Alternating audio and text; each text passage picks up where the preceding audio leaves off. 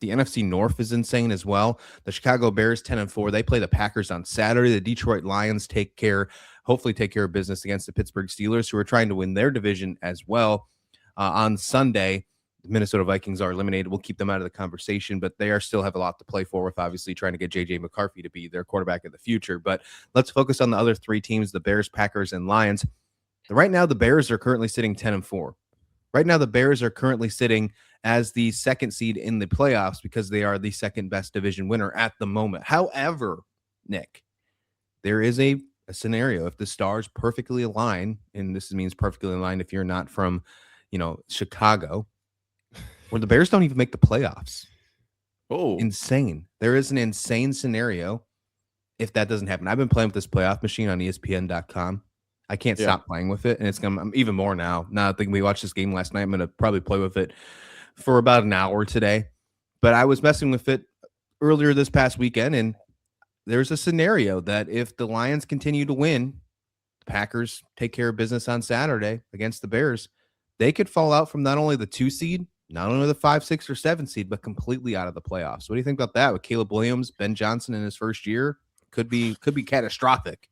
Yeah, the question is then if they fall out right now, is this year considered a failure? Like, I don't know if this will happen. Looking at just wins-loss versus current percentages ahead of this Green Bay matchup, and they're at like a 62 if they lose, 95% in if they win, right around 80% current probability to make the playoffs.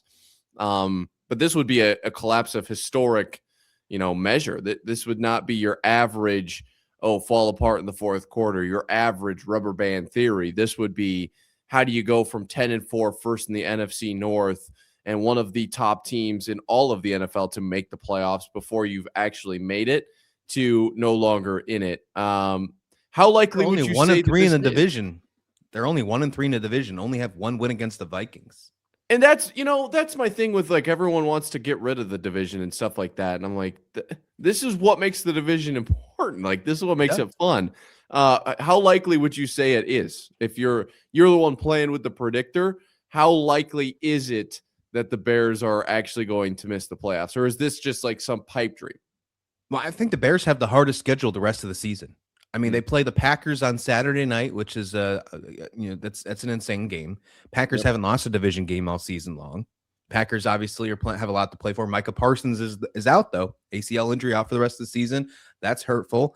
But last time they played, they won 28-21 against the Bears, and then they go and play against San Francisco, who's battling for a playoff spot, who's battling to stay alive in the NFC West. And then they play the Lions to finish the season, which could be that Week 18 game between the Bears and the Lions could determine who makes the playoffs or not. That the amount of games that we have over the next 3 weeks, including starting tomorrow, because some of the NFL games are on Saturday. Tomorrow's loaded with college football playoffs and NFL. Saturday, Sunday is absolutely loaded. I think we have football almost every single day until the national championship game when you're between bowl games and NFL games, which is the perfect. This is the definition of the most wonderful time of the year. Sing the tune if you'd like to, but no, absolutely. This is to me the hardest schedule the rest of the way, and the Chicago Bears own it. Do I think it's possible that they are out of the playoffs? Yeah, I think it's possible they go 0-3. They lose to the Packers, they lose to the Niners, they lose to the Lions. Then all of a sudden you see Caleb Williams in Cabo because he's not in the playoffs. I can totally see that happening. But if that does happen and they're a 10-win team in year one of Ben Johnson, I think in hindsight, you look back and say, we took this team from where it was from when we were picking 2 years ago as a number one overall pick in Caleb Williams to winning 10 wins in maybe one of the toughest divisions in football in the NFC North. That division is very tough. So obviously not the toughest. But obviously there's going to be a conversation about like the division wins or whatever. But yeah, no, I'm with you on that. I think that there is no moral victories, but there's a moral victory there. I was going to say really quickly, you mentioned like the last week against the Lions. It reminds me of the, I think it was last season when the Lions beat the Vikings in that last week they got the 1 seed and the Vikings ended up as the 5 seed. Yeah. Because they were no longer the division winner. Just reminds me of that, and it shows how tough this NFC North is. So, is it going to be all 4 teams every single year? No. Look at the NFC West. Like the Cardinals are hardly ever in it, but there's usually 3 teams. And I think the NFC North is interesting because they kind of rotate that are going to be in this conversation. Which one is going to win it? Like there is a it's an actual battle at the top of this. Obviously, the Bears are kind of have to hold serve, but you're right. They do have a very tough schedule, obviously, with the 49ers being mixed in there and two just tough divisional games. Yeah, none of this really matters if the Lions lose to the Steelers this weekend. I think there is still some tiebreaker scenarios if the Lions do lose, but then beat the Vikings the next week. And if the Bears lose out heading into that game, I think they both have the opportunity to get 11 wins in that final game of the season. At the moment, I don't know who wins that tiebreaker. I think it would be based off divisional record, though. So it would probably be handed to the Lions. That usually in your division, that's, I think, I'm pretty certain that's the second tiebreaker.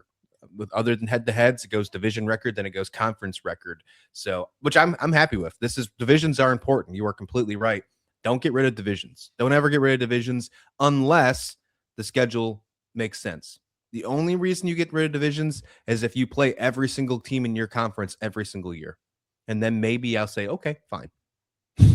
Yeah, actually a great point. And I don't know if that's I will give the NFL credit. They have done a great job of creating a system that makes a lot of sense versus the college football playoff, which we've talked about. And it's just like, what are we even looking at here? Like this, at least I know, like I can tell you what will happen if these teams win and this team loses here or there. It actually makes sense. Like I don't know if Indiana loses a game, are they still in? Probably, but it probably matters if it's beginning or end of the season. So I give the NFL credit there.